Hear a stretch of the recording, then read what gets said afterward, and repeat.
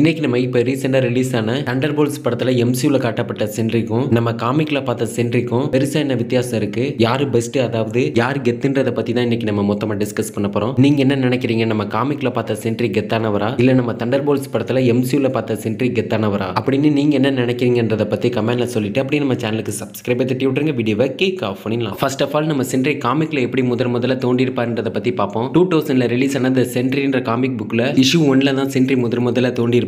இது ஆரம்ப காலகட்டத்தில் மார்வல் யூனிவர்ஸ்ல இருந்து மாற்றப்பட்ட ஒரு கேரக்டரை தான் முதல்ல அறிமுகப்படுத்தப்பட்டுச்சு. பால் ஜென்கின்ஸ், ஜோலி இவங்களால உருவாக்கப்பட்ட ராபர்ட் ரொனால்ட்ஸ் அவரோட கராஜில மறைக்கப்பட்டு வச்சிருந்த கோல்டன் சென்ட்ரி சீரம் என்ற ஒரு வகையான சீரத்தை கண்டுபிடிச்ச ஒரு சாதாரண மனிதனா தான் தோண்டி இருக்காரு. அதுக்கப்புறம் அவர் அந்த சீரத்தை தனக்குள்ள எடுத்துக்கிட்டதும் பயங்கரமான சக்திகள்லாம் அவருக்கு கிடைக்குது. என்ன மாதிரினா 1 மில்லியன் சூரியன்கள்லாம் ஒன்னா சேர்ந்து ஒன்னா ஒரே நேரத்தில் வெடிச்சா எந்த அளவுக்கான சக்திகளை வெளிப்படுத்த முடியுமோ கிட்டத்தட்ட அதே அளவுக்கான சக்திகளுமே அந்த சீரம் மூலமா அவருக்கு கிடைக்குது. இதனால பூமியில ஒரு வலிமையான சூப்பர் ஹீரோவா சென்ட்ரி மாறினாரு. அப்போ சென்ட்ரியோட டார்க் ஆல்டர் ஈகோவால அவரோட நினைவுகள் எல்லாமே அழிக்கப்பட்டு வாய்டு முழுவதுமா சென்ட்ரியை கண்ட்ரோல் பண்ணி சென்ட்ரி எங்க போனாலும் வாய்டு மூலமா இதனால கிட்டத்தட்ட சென்ட்ரி போன இடங்கள் எல்லாமே பேர் அழிவுகள்னால சூழப்படுது. இதை தடுக்கிறதுக்காக டாக்டர் ஸ்டேஞ்சும் ரீட் ரிச்சர்ஸும் இந்த உலகத்தை காப்பாத்துறதுக்காக சென்ட்ரியோட நினைவுகளையும் சென்ட்ரியோட வரலாறையுமே முழுவதுமா அழிச்சிடுறாங்க. அதுக்கப்புறம் சென்ட்ரியை பத்தி ஏகப்பட்ட கதைகளும் வர ஆரம்பிக்குது. ஒரு மனநலம் பாதிக்கப்பட்ட பையனை வச்சு ப்ராஜெக்ட் சென்ட்ரின்ற ஆராய்ச்சி நடந்ததா கொஞ்சம் கொஞ்சமா சென்ட்ரியோட வரலாறுலாம் கதைகளை வெளியே வர ஆரம்பிக்குது. இது captain America super soldier serum மாதிரி ராபின்ற ஒருத்தர் உள்ள வந்து சூப்பர் சோல்ஜர் சீரம் மாதிரியே இருக்கிற ஒண்ணு அளவுக்கு அதிகமா தனக்குள்ள எடுத்துட்டு இதனால இவருக்கு ஏகப்பட்ட சக்திகளுமே கிடைக்க ஆரம்பிக்குது. இந்த கதையில பாபோட மனசு ரொம்ப பலவீனமா இருக்கிறதுனால இவருக்கு ஸ்கிரிச்சோப்ரினியா ஐடென்டிட்டி டிசார்டர் இருக்கிறதா சொல்லியிருக்காங்க. அதாவது இவருக்கு 2 இல்லைன்னா அதற்கு மேற்பட்ட முகங்கள் இருக்கிற மாதிரியான ஒரு நிலைமைக்கு தள்ளப்பட்டு உண்மையான ரியாலிட்டியை விட்டு டிஸ்கனெக்ட் ஆகிடுவாராம். இது மாதிரி ஒரு டிசார்டர் இவருக்கு இருக்கிறதா சொல்லியிருக்காங்க. சென்ட்ரி ஒரே நேரத்தில் சூப்பர்மேன் அளவுக்கு வலிமை ஆனவராகவும் அதே சமயத்தில் மனசளவுல உடஞ்ச ஒரு மனிதனாகவும் இருந்திருக்காரு. ஆனா சென்ட்ரி பயங்கரமான ஏகப்பட்ட சம்பவங்கள்லாம் பண்ணியிருக்காரு. உதாரணத்துக்கு சொல்லணும்னா சென்ட்ரி ஒரு தடவை காமிக்ல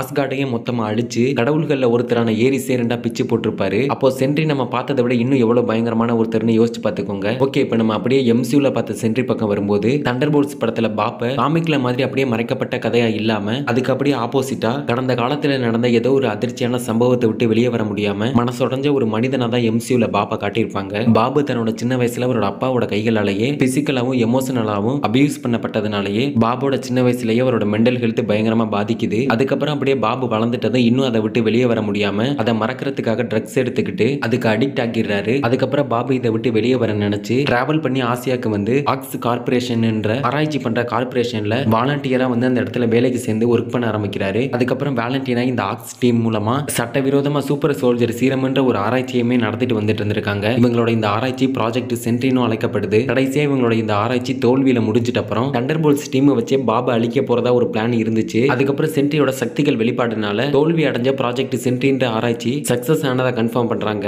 ஓகே, இப்போ நம்ம காமிக்ல பார்த்த சென்ட்ரிக்கும் எம்சியூல பார்த்த சென்ட்ரிக்கும் என்ன வித்தியாசம் அப்படின்றத பத்தி பார்ப்போம். என்ன கேட்டா எம்சியூல சென்ட்ரி என்ன கொஞ்சம் பெட்டராவே காட்டியிருக்கலாம்னு நினைக்கிறேன். காமிக்ல சென்ட்ரியை கோவத்தோட பாக்குறப்போ நமக்கே லைட்டா பயம் வரும். சென்ட்ரி முழுக்க ஒரு R ரேட்டடான கேரக்டர். யோசிச்சு பாருங்க, சென்ட்ரி ஆஸ்கார்டையே முழுவதுமா அழிச்சு கடவுள்கள் ஒருத்தரான ஏரிஸே 2 பிச்சு பொழந்து போட்டுருவாரு. இப்படிப்பட்ட ஒரு கேரக்டரை PG-13 மாத்தி எம்சியூக்குள்ள காட்டினது எனக்கு வருத்தம்பா. ஆனா இதுவும் நல்லா தான் இருக்கு, இன்னும் கொஞ்சம் பெட்டரா பண்ணிருக்கலாம்னு சொல்றேன். மித்தபடி இந்த படத்துல சென்ட்ரியை காட்டின விதம்ன்றது ஒரு வில்லனுக்கு தேவையான டார்க் வைபை ஏற்படுத்தி செம்ம சூப்பராகவே பண்ணியிருந்தாங்க. கடைசியா யார் தான் கெத்துன்னு கேட்டீங்கன்னா அவ்வளவு ஈஸியா நம்மளால காமிக்ல பார்த்த சென்ட்ரி தான் கெத்துன்னு சொல்லிட முடியாது. ஏன்னா தண்டர்போல்ட்ஸ் படத்தோட முடிவுலேயே சென்ட்ரி திரும்பி வருவாருன்னு அதை சொல்லாம சொல்லியிருப்பாங்க. அடுத்து வரப்போற அவெஞ்சர்ஸ் டூம்ஸ்டே ப்ராஜெக்ட்ல தண்டர்போல்ட்ஸ் வரதான் போறாங்க. அதுல கண்டிப்பா சென்ட்ரியும் களத்துல இறங்க தான் போறாரு. அப்போ இப்ப நம்ம பார்த்ததை விட சென்ட்ரியை பல மடங்கு மிருகத்தனமாவும் காட்டுறதுக்கான வாய்ப்புகள் இருக்கு. பட் எனிவேஸ் நம்ம காமிக்ல பார்த்த சென்ட்ரி கெத்தானவரா இல்ல நம்ம எம்சியூல பார்த்த சென்ட்ரி தான் கெத்தானவரா அப்படின்னு நீங்க என்ன நினைக்கிறீங்கன்றத கமெண்ட்ல சொல்லிட்டு அப்படியே நம்ம சேனலுக்கு சப்ஸ்கிரைப் தட்டி விட்டுருங்க. அடுத்த வீடியோல பார்க்கலாம்.